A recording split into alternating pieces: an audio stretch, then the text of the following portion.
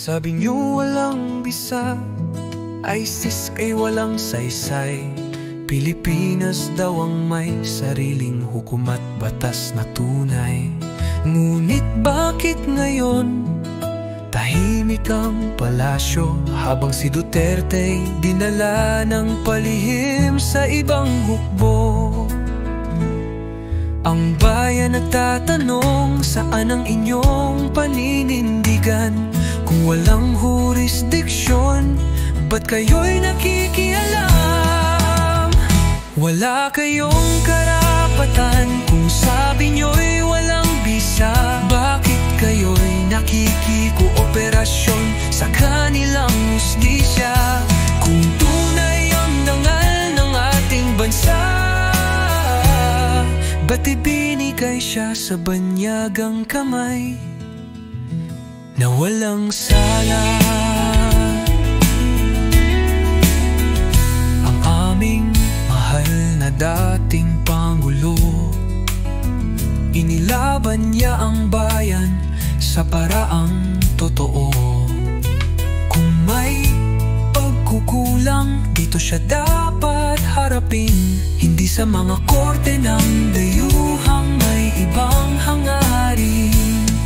Pilipinas ay may batas, yan ang inyong sigaw noon. Ngunit ngayon ay parang lahat ay kasabwat sa pagsukot pagtalon. Wala kayong karapatan kung wala silang kapangyarihan. Bakit siya'y tinangay? Ba't di nyo kami pinag-alaman? Kung tunay ang lakas ng ating hukuman, ba't binigyan nyo ng daan ang banyagan kapapangyarihan?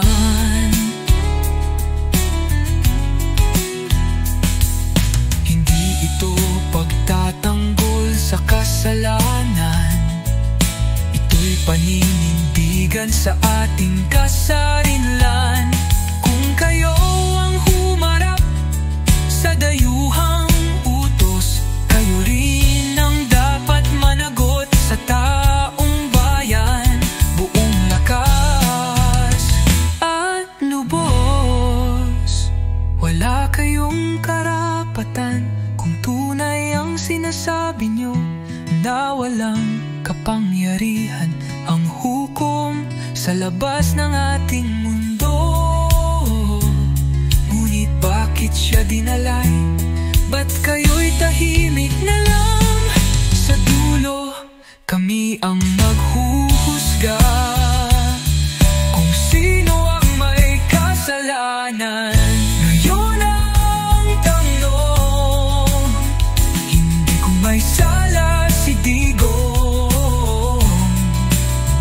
Hindi kung kayo ba'y tapat sa bayan o sa dayuhang panig kumikilig.